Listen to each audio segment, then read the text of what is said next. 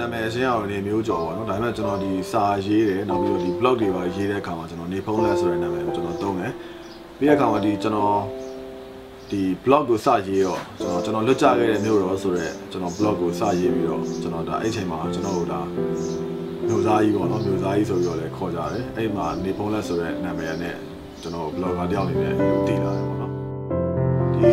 သင်္ကန်းကျွန်းမြို့နယ်ပေါ့နော်တိုင်းဒေသကြီးလွတ်တော်မဲဆန္ဒနယ်အမှတ်1မှာကျွန်တော်ကဒီ2015ရွေးကောက်ပွဲမှာ NLD ကိုစားပြုပြီးတော့ဝင်ရောက်ရွေးချယ်ခံပါပါ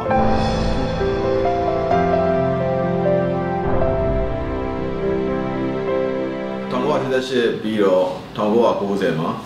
ကျွန်တော်တို့ဒါရွေးကောက်ပွဲလုပ်တယ်ပေါ့နော်ကျွန်တော်ရွေးကောက်ပွဲလုပ်တော့လေ NLD က1988လူလူလှုပ်ရှားမှုအပြီးမှာပဲဒီဒေါ်နန်းစုကြည်ဦးဆောင်ပြီးတော့ဒီမြို့သားဒီမိုကရေစီဖွဲ့ချုပ်ပါတီကိုကျွန်တော်တို့ဖွဲ့တဲ့အချိန်ကလေးကအဖိုးရောအဖေရောအမေရောပါတီဝင်တွေနဲ့ဝင်ရောက်လှုပ်ရှားခဲ့တယ်လှုပ်ရှားတဲ့အချိန်မှာကျွန်တော်ကတော့အဲ့တော့အသက်ငယ်သေးတော့ပါတီဝင်တော့မဟုတ်ဘူးဒါပေမဲ့လည်းပါတီရဲ့လှုပ်ရှားမှုတွေမဲဆွယ်စည်းရုံးရေးလှုပ်ရှားမှုတွေမှာကလေးတယောက်အနေနဲ့ပါခဲ့တယ်ပေါ့နော်အဲ့တော့ဆိုရင် NLD တုံးတာကကျွန်တော်တို့ခမောက်တစ်စိတ်ပေါ့နော်ခမောက်တစ်စိတ်ကိုတုံးလိုက်တဲ့ကြောင့်ကျွန်တော်တို့ခမောက်ကလေးစောင်းပေးနေတိုက်ပုံလေးဝေပြီးတော့ဒီမဲဆွယ်စည်းရုံးရေးတွေမှာမိဘတွေနဲ့အတူဝင်ရောက်လှုပ်ရှားခဲ့တာပေါ့ဒီ2009မှာကျတော့ကျွန်တော်ကကိုကိုရန်လည်းဒီတန်ခါရေးခင်မှာဝင်ပါခဲ့တယ်ပေါ့ဝင်ပါခဲ့ပြီးတော့တချို့တပ်ပုံတွေရိုက်တယ်နောက်တချို့ပုံတွေဟိုနိုင်ငံခြားမှာရှိတဲ့ blogger တွေရှိကိုပို့တယ်ဒါမျိုးတွေကျွန်တော်လုပ်ခဲ့ကြတာပေါ့တစ်ဖက်ကဘာတော့ဖြစ်လဲဆိုတော့အဲ့ဒီပညာကိုတုံးတဲ့ဒီ blogger ဆိုတဲ့ဟာတွေကိုဒီ electronic transition act ဆိုတဲ့ဟာကြီးနဲ့ကျွန်တော်တို့ထောင်လေးချဖို့ကြိုးစားတော့2008မှာဖန်ခံရပြီးတော့2012မှာပြန်လွတ်တယ်ပေါ့နော်ပြန်လွတ်ပြီးကျင်းတော့ကျွန်တော်တို့မြန်မာ ICT for Development Organization ဆိုပြီးတော့ MIDO ဆိုပြီးတော့ကျွန်တော်တို့ဖွဲ့ပြတယ်ပေါ့နော်ဖွဲ့ပြီးတော့ဒီပညာနဲ့ပတ်သက်တဲ့လုပ်တွေလုပ်ဖြစ်တယ်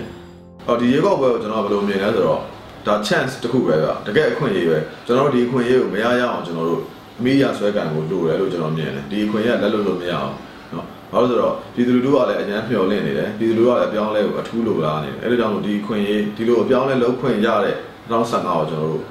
တကယ်အမိရစုပ်ကံရမယ်လို့ကျွန်တော်မြင်တယ်ပြည်သူလူထုရဲ့လိုအပ်ချက်တွေသူတို့ရင်ဆိုင်နေရတဲ့အခက်အခဲတွေသူတို့ရဲ့ပြဿနာတွေဒါတွေကိုလည်းကျွန်တော်သိအောင်ကျွန်တော်ကြိုးစားတယ်ပေါ့နော်မဲဆန္ဒရှင်တွေနဲ့တရင်တွေတွေ့ဆုံတယ်နှုတ်ဆက်တယ်ပြီးတဲ့ကောင်သူတို့အကြောင်းတွေမေးတယ်နောက်ပြီးတော့ကျွန်တော်တို့ဘာလုပ်လဲဆိုတော့ကျွန်တော်စိုက်ကားနဲ့လည်းကျွန်တော်တို့လှည့်တာတွေရှိတယ်ပြီးတဲ့ကောင်မှာဟိုတလောဆိုရင်ကျွန်တော်စပိန်နဲ့လည်းကျွန်တော်တို့လှည့်တယ်ဒီမိုစီနိုင်ငံတစ်ခုကိုတွားနေတယ်ဆိုရင်ကျွန်တော်တို့စလှမ်းရမယ့်ချိန်လမ်းကဒီမဲယုံကိုတွားတဲ့ချိန်လမ်းပဲပေါ့နော်အဲ့တော့လာမယ့်နိုဝင်ဘာ10ရက်နေ့မှာအားလုံးမဲယုံစီကိုချိန်လှမ်းရမယ်ပြီးတဲ့ကောင်မှာကိုချစ်မြတ်လို့တဲ့ကိုယုံကြည်တဲ့ပါတီကိုကျွန်တော်တို့မဲပေးခြင်းအားဖြင့်ကိုလိုချင်တဲ့ဒီမိုကရေစီနိုင်ငံတော်တစ်ခုကိုလက်နဲ့ကိုကျွန်တော်တို့ဆောင်ယူခွင့်ရပါပြီအဲဒါကြောင့်မလို့နိုဝင်ဘာ10ရက်နေ့မှာမဲထွက်ပေးဖို့မမေ့ကြပါနဲ့